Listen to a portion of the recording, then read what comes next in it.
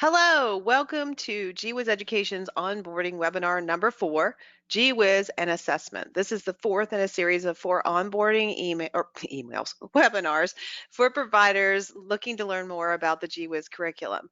This one is really important because we know that assessment is a big deal for many of you. So hopefully the tools that we provided and the tips that we have will make your life a little bit easier when it comes to assessment. So what are we going to cover during this webinar? Well, let's see. First, we're going to talk about our connecting the dots component. This is a really important component we added to the Gee Whiz curriculum. It comes with each unit, and it helps you link our 40 learning indicators or skills to the activities in the teaching guide. This then enables you to connect directly to your formal assessment tool. I'm going to show you how that works. And I'm also going to show you where you can find more information about connecting the dots because we actually have an entire webinar dedicated to this topic. So a lot of information in this webinar. It is being recorded so you can go back and review it at another time. If you have questions after you've watched the webinar related to the curriculum, please direct them to me, bsmith@geewizeducation.com. And if you have questions regarding your account or issues with your account, logging in, payments, that type of thing, customer service@geewizeducation.com. Just come back to the slide if you forget, or you can jot it down now. All right, with that said, give me 1 second. I'm going to get out of this quick introductory webinar or slide deck and go to our website. So I am now at geewizeducation.com. This is our website. This is where our curriculum lives. This is where our support materials live. Those of you who've listened to the first 3 onboarding webinars have had a deep dive into quite a few areas here. But today what we're going to do is we're going to spend time talking about Gee Whiz and assessment. So what I want to do is go under the About the Curriculum tab, and right here it says Assessment and Gee Whiz. And I'm going to click there. And we went into a fairly deep dive in our onboarding number 3 regarding anecdotal notes and reflections. I would just encourage you to go back to the user's guide to that section to review that information, because anecdotal notes are what we view as an authentic assessment, meaning it's ongoing, it's based on what you see, it's based on what you hear. It's not a formal assessment where you're sitting the child down and evaluating in a certain area. You're actually evaluating many different areas. So I would encourage you to go back and either watch onboarding number 3 or go to the user's guide and read through the entire section we have on individualization and authentic assessment. There are 10 developmental areas that are covered in the Gee Whiz curriculum, and this is just a little photo to help you remember what they are. Again, the user's guide goes into detail, but these are the picture codes that we use that are associated with the 10 developmental areas we cover. Why is that important? Well, because these are more than likely the same developmental areas you're going to see in your formal assessment. We know that there are lots of different formal assessment tools out there, but they all generally cover things like language development or science knowledge. They might call it something a little bit different, but bottom line is the skills they're looking at and the developmental areas they're looking at are generally the same. So I mentioned the learning indicators. In our previous onboarding webinar, we talked a lot about the learning indicators and the 40 different skills. These are in the user's guide, and if you want to see them, you just click here. It'll take you right to the list of 40, but we're going to see them when we look at our connecting the dots component, so I'm not going to go there now, but just know they're in the user's guide. You can go there and refer to them at any time. And sorry. Developmental checklists are also a great way for you to do assessment in an authentic way. Many of you are already doing this, but if you need a checklist for a specific age, these are from the CDC. You can just click and it will allow you to download them in both English and Spanish. I wanted to go to this tab just to reiterate for those of you who've been with us on the previous onboardings, and maybe some who have not, that there are many resources on our website that deal with what we look at as authentic assessment. And now we're going to talk about how we tie all of this to your formal assessment. So I'm going to go back to our main website page, homepage, and I'm going to go under training and support to webinar training. As I mentioned at the beginning of this, we have an entire webinar we've recorded that is all about connecting the dots, our component that helps you connect to your formal assessment. So what I'm going to do is I'm going to scroll down because I believe it's down here towards the bottom. I hope I don't make anybody dizzy. And here we go. So if you've not attended this webinar or watched it, I would encourage you to do so because it goes into a lot more depth than I'm going to be able to cover in this short 30-minute webinar. But I want to let you know that it is here. So to watch it, all you would do is click the watch button. If you want to get a certificate of attendance, you would complete the post assessment and then you'd be able to download the certificate. But what I want to do right now is I'm just going to open a sample of what this component looks like. So again, this is a component included with each unit. This is an example from our Beach Treasures unit. I believe we did a couple summers ago. But bottom line is it helps you connect what we do in the curriculum, the activities we plan, to not just the developmental areas, but also the specific skills. This explains how this works, okay? And this also explains how to connect it to your formal assessment tool. So I'm going to show you how to do that in just a second. But let's take a look at this chart. I know this print is really tiny, but it's okay. So I'm going to explain it. So what this chart is, first and foremost, you will find this also in the back of every teaching guide. What this chart is by day. So day 1 of the unit, Beach Treasures.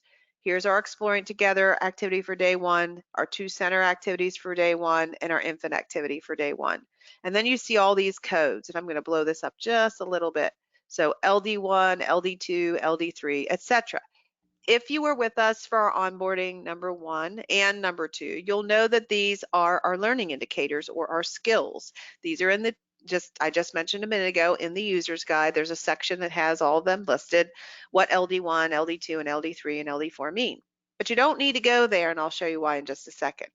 This goes through all 10 days, and then if you scroll down here, the school age experiences are here as well. Okay, so basically it'll tell you for the activity having a blast at the beach, these are all the skills you will address. Beach balls and buckets, these are all the skills you will address. Okay, and this is in a nutshell because it's all on this one sheet of paper. But what this document does, it takes it a step further. So let's look at that. Here's language development. All right, it actually spills over to the next page. Here's LD1. Which is understand spoken language. And over here are all the activities and the page numbers for this unit, Beach Treasures, that address understand spoken language. In other words, let's say you need to observe a child and their ability to understand spoken language for your formal assessment. Any of these activities that are listed here are an option for you to do just that. Over here in red, what we've done is it gives you the opportunity to write down what that objective or skill code might be from that formal assessment that you use. So let's say you use Teaching Strategies Gold or Ages and Stages or the DRDP if you're in California. It allows you then to write whatever their code is right here, so it helps you connect the dots. You're connecting the skill from your formal assessment to the activities in the Gee Whiz unit. Okay, so our code for understand spoken language is LD1.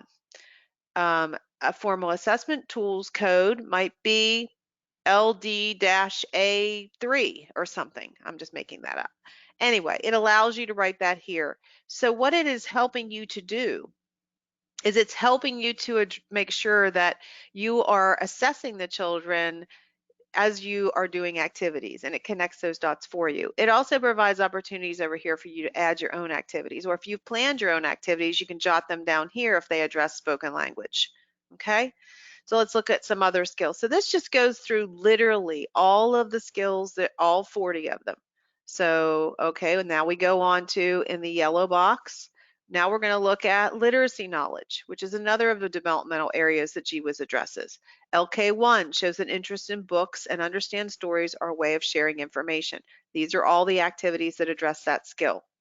And then if you scroll down a little bit farther, you can write the formal assessment code that correlates to that as well. Okay. Sometimes you'll find an area that maybe we don't have a specific skill that's addressed, or like here's one, let's see, let's scroll down here. Patterning, okay? So this is a math skill, MK4, creates, imitates, and extends patterns. We have one activity, jewelry crafters, that addresses patterning. Does that mean that's the only time you're going to do patterning during this unit? Not necessarily. This just gives you the opportunity, if your children are working on patterning as a skill that you feel like you need to reinforce, it gives you the opportunity to take some of the activities we've had and either extend them or add some of your own, okay? So this is an area of math knowledge. Then we go on to science knowledge, which is going to believe, I believe, in green. Yep. So here we have SK1, utilizes observation and other senses to explore and gather information about objects and experiences. That's our learning indicator, the Gee Whiz skill. Here are all the activities we plan during this unit that address that skill. Here's where you can write whatever your formal assessment code is that relates to using observation and your senses to learn about the world, okay? Goes on, SK2, SK3, then we get into learning, logic and reasoning, which is our LR codes. So LR1 demonstrates the ability to identify a problem and then seeks ways to solve it. These are all the activities that address that skill. Again, a place for you to tie to your formal assessment. And we move on to social and emotional, approaches to learning. I jumped ahead of myself. So here we have, for instance, AL2 displays persistence when completing tasks and is able to avoid distractions. I'm sure that pulls onto your formal assessments, an area you're supposed to assess. These are all the activities that will address that specific skill. So connecting the dots is a component that goes through, and it's about 16 pages long, I think. Let me scroll down here and see. Yep, 16 pages, and it's included for each of the units that we plan in Gee Whiz. And there's opportunities for you to add your own additional experiences to reinforce specific skills. And it also allows you to tie to your formal assessment. Excuse me. All right, so again, that is a component that is included with each Gee Whiz unit. If you want more in depth on how to utilize that, how specifically to tie it to your assessment, I would watch this recorded webinar. And again, you can do that just right here. It is a unit. It is a very, very powerful tool to help you and to help hopefully save you some time. Now, I want to encourage you to also be sure to take a look at our user's guide. I mentioned this earlier because formal assessment is one form of assessment, but authentic assessment is another. And if you were with us for onboarding number 3, we spent a lot of time in this section, individualization and authentic assessment. I want to review just quickly the importance of anecdotal notes as authentic assessment. So if you're not familiar with anecdotal notes, first and foremost, go back and watch onboarding number 3. But you can also come here to this section of our user's guide and read about anecdotal notes. And as you remember, if you've been with us, an anecdotal note is what you see and what you hear, not what you think and not what you think you hear and what you think you see. So recording anecdotal notes are considered authentic assessment because it's authentic to a date, a time, a place. It's exactly what you saw, exactly what you heard. And then the reflection enables you to analyze that and then plan based upon that. And again, onboarding number 3 goes into detail, but I want to remind you about our observe and reflect grid, because that is yet another way to do authentic assessment, and we provide a blank one in this guide. There's also one included each month with your materials for your unit. But remember, if you forget how to fill it out or you need help filling it out, here's a sample, because we're practicing our anecdotal notes. Remember, writing what we see, writing what we hear, and then analyzing those and then planning based upon it. So I just want to very quickly go over that because that's a big part of assessment too, is authentic assessment. So this form you will fill out with your name, the date you're doing the observation, the time, the child's name, their age, and then where they are. Okay, all of this is super important because you may find as you do these that different skills are reflected in different ways in different environments. For instance, there may be different skills that a child demonstrates more in outdoor play than indoor play. All right. So what we have done here is given you an example of how to write an anecdotal note based on what you see and what you hear, not what you think you see and hear. So for this one, it's about Francisco. And Francisco walks over to the tricycle. He puts one leg over, sits on the seat, and then lifts up his other leg. He puts both his feet over the pedals. He pushes with his right foot, but not with the other. He holds the handlebars with both hands. He looks down at his feet. He pushes with his right foot again, but not his left foot. He grunts as he pushes. The tricycle moves forward about 3 inches. Francisco looks down at his feet again. He pushes the right foot on the pedal, and the tricycle does not move. He hits the handlebar with his left hand, gets off the tricycle, and runs to the sandbox. As you'll note from this anecdotal note or observation, it is what was seen and what was heard, not what we think was seen and not what we thought was seen. We're not analyzing, we're just recording it. So when you're doing this anecdotal note, think of yourself as a video camera where you're simply recording what you see, what you hear. Then, in your reflection, you get a chance to reflect upon what you just learned based on that anecdotal note. Francisco appears to be interested in learning to ride a tricycle. It appears that he does not know how to use both feet to pedal. This seems to frustrate him as shown by his action of hitting the handlebars. That's our analysis of what we observed, right? So what do we do with that information? Well, we use it to plan for Francisco. For gross motor skills, pedaling a tricycle is something that he's interested in, but he needs help with. So have a tricycle available during outdoor playtime, and when Francisco shows interest, help him learn how to push both feet on the pedals. Social and emotional, appropriate ways of sharing emotions. Read books with Francisco about emotions, including frustration, and use them to open the door to talk about feelings. All right, so the important thing to remember about anecdotal notes is the first part of it is you're recording what you see, what you hear. The second part is you're reflecting about that, like, okay, what did I learn? And then the third part of that is you're going to plan experiences. And then a follow-up to that is you're going to observe again after you've done those experiences with Francisco to see did it help? Did it work? Has he learned how to ride a tricycle? Is he still learning how to ride a tricycle? What additional activities could I provide, or how could I help him in that area? So they're very, very powerful ways of authentic assessment because you're assessing the child, but you're doing it in a way that's not out of the norm. You're just simply watching and listening. You're not interacting. You're not asking questions. You're just watching and you're listening and you're writing down what you see and what you hear. So it is very authentic. It's what's going on right then, that minute with that child in that environment. Okay. So again, this one is a blank one where you can print out as many copies of this.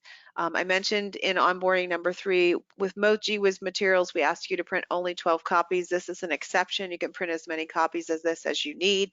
You can always find it here in the user's guide, but we also are including it with your unit materials each month because we think it's that important. So you'll find a blank one for you to use as many times as you want during the course of the month. All right, so I'm going to go back to our home page. And what I want to do now is I want to talk about a little bit about where you're going to find this recording, where you'll do the post-assessment, and how you can get your certificate of attendance. So our onboard, you'll go to Training and Support Onboarding Training Webinars. And what you're going to do is you're just simply going to scroll down to webinar number 4, which is Gee Whiz and Assessment. Let's say you want to watch it, you would watch it here. And if you need to do when you're ready to do your post-assessment, you're going to click here to do the post-assessment and also to get your certificate of attendance. So why is that important? Well, first of all, the post-assessment's not hard. It's 10 questions. You're going to answer the 10 questions. You can do it repeatedly if you want to. That's up to you. When you hit submit, then you're going to pay attention because there'll be a link to a certificate of attendance. You may be able to click on that like a hot link where you can just click it and it'll open, or you may have to block and copy that link and paste it and then print it out. There seems to be no rhyme or reason as to how Google does this. So anyway, I'm giving you both options. If you have trouble, customer service at geewhizeducation.com. But again, you're just going to click the button where it says, whoops, excuse me. Click here to access the post-assessment and certificate. You'll answer the 10 questions, and then it will enable you to print the certificate. And to get here again, I'm under Training and Support, Onboarding Training Webinars. Again, all of these onboarding webinars are recorded, so you can go back and listen to them at another time. We've designed this to be for new providers using the curriculum, for people who are interested in using the curriculum, for trainers and quality specialists that may use this with providers they're trying to get onboarded with the curriculum. So we hope that you found this helpful. If you haven't watched 1, 2, and 3, I would encourage you to go back and do so. They're very helpful, I would hope, for a new provider using Gee Whiz, or just if you're interested in Gee Whiz. But again, I got here under Training and Support, Onboarding Training Webinars. Again, if you have trouble, please write to customer service at geewhizeducation.com.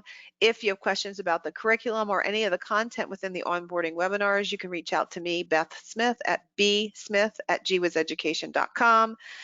There are a lot, as I said, of free resources for many different areas under our educational resources tab, including the learning environment, parent and family involvement. There's even a printable in there for setting family goals.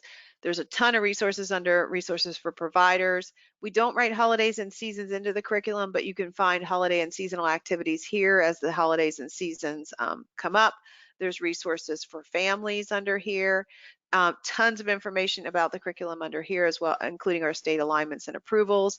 So we hope that you found these 4 onboarding webinars helpful. Again, I encourage you to watch all 4.